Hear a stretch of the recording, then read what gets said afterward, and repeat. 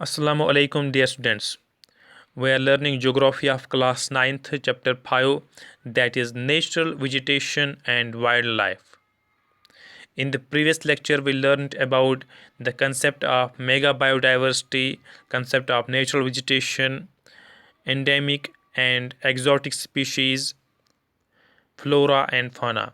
Today we will try to understand the factors responsible for diversity in flora and fauna kingdom. जो हमारे पास plant और animal kingdom है, इसकी जो diversity है ये किन अवामिल पर मुनसर है, ये किन फैक्टर्स पर डिपेंडेंट है, इनको आज समझने की कोशिश करेंगे। हमें इसमें दो फैक्टर्स पढ़ने हैं। Number 1 is relief and number 2 is climate. Relief में हमारे पास दो फैक्टर्स है। रिलीफ क्या होता है? Difference on elevation of the surface. जो सरफेस है उसमें क्या डिफरेंसेस है, जो इसकी एलिवेशन है, जिसकी हाइट है, इसमें क्या डिफरेंस है, तो उसे हम रिलीफ कहते हैं। इसमें दो फैक्टर्स हमें पढ़ने हैं। 1 is land, number 2 is soil. Fine. जो लैंड होता है किसी भी जगह का, वो डायरेक्टली और इनडायरेक्टली दोनों तरीके से नेचुरल वेजिटेशन को असरअंदाज करता है। अगर फॉर एग्जांपल माउंटेनस एरिया हो सकता है, हमारे पास प्लेट्यू हो सकता है या प्लेन एरिया हो सकता है, तो उन डिफरेंट जगहों पे डिफरेंट वेजिटेशन होगी। फॉर एग्जांपल जो प्लेन एरिया होगा वहाँ पर वो एग्रीकल्चर के लिए मुनासिब रहता है। फाइन। इस तरह से हमारे पास जो ग्रास लैंड्स होते हैं, चरागाही होते हैं, वुडलैंड्स होते हैं, ये हमारे पास जो माउंटेनस एरिया होता है, जो हमारी जो वाइल्ड लाइफ को, जो एनिमल लाइफ भी हो सकती है, उनको शेल्टर देता है। फाइन। ये जनरली अंडुलेटिंग होता है और रफ होता है, दैट इज़ वो नाहमवार होता है। इस इलाके में फिर हम देखते हैं ग्रास लैंड्स और वुडलैंड्स, और जो प्लेन एरियाज है वहाँ पर हम एग्रीकल्चर प्रैक्टिस करते हैं। इस तरह से जो दूसरा रिलीफ फीचर है दैट इज़ सॉयल। सॉयल जो है ये भी वेरी करती है एक जगह से दूसरी जगह, और ये सपोर्ट करती है soil, different type of soil, it support different types of vegetation. For example जो सैंडी सॉयल होती है, जो डेजर्ट्स में हम देखते हैं, वहाँ पर कैक्टस ग्रो करता है, और जो वहाँ पर जो थॉर्नी बुशेस वगैरह होते हैं, जो खारदार झाड़ियाँ वगैरह होती हैं, वो because of the sandy soil there, उसी सैंडी सॉयल की वजह से वहाँ पर वो वेजिटेशन ग्रो करती हैं। और हम देखते हैं जो हमारे पास वेट मार्शी लैंड होता है, वहाँ पर हम मैंग्रोव्स देखते हैं।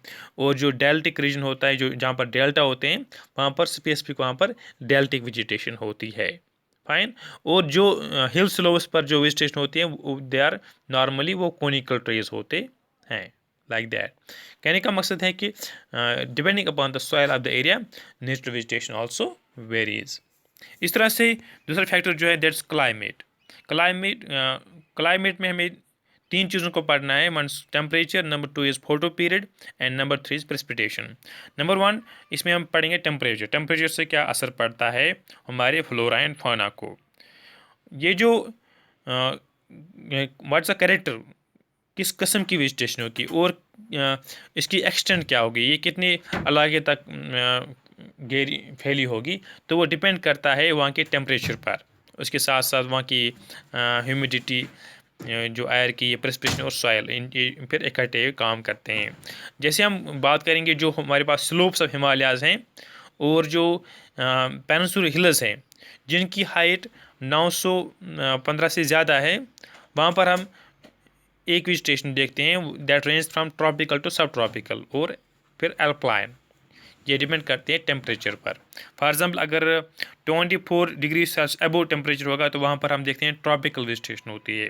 अगर टेम्परेचर होगा between 17 degree Celsius to 24 degree Celsius, वहाँ पर हमारे पास सब ट्रॉपिकल वेजिटेशन होती है। इस तरह से टेम्परेट वेजिटेशन हम वहाँ पर देखते हैं जहाँ पर टेम्परेचर होगा between 7 degree Celsius to 17 degree Celsius.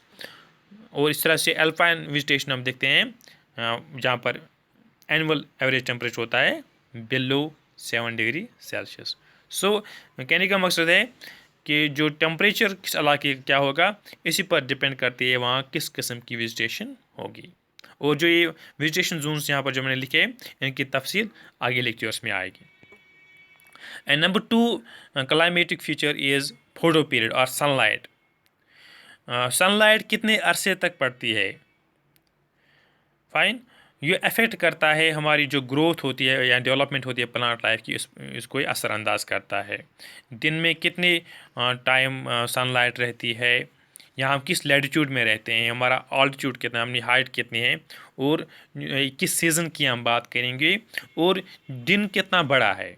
ये सब चीज़ें, ये चारों चीज़ें हमारे जो सोलर इंसोलेशन है, फोटो पीरियड है, कितने अरसे तक सनलाइट पड़ती है, तो इस पर ये असरअंदाज करता है।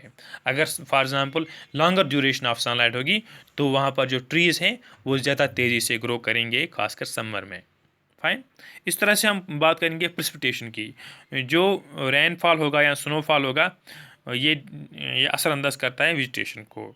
अगर मैक्सिमम रेनफॉल अगर हम बात करें कि वो यहाँ पर मानसून्स की वजह से होते हैं, जो एडवांसिंग मानसून होते हैं जिन्हें हम साउथ वेस्ट मानसून्स कहते हैं, और जो retreating monsoons north east monsoons जो होते हैं जो विंटर में आते हैं, तो इन वजह से जो रेनफॉल होती है वो असरअंदाज करते हैं हमारे वेजिटेशन को।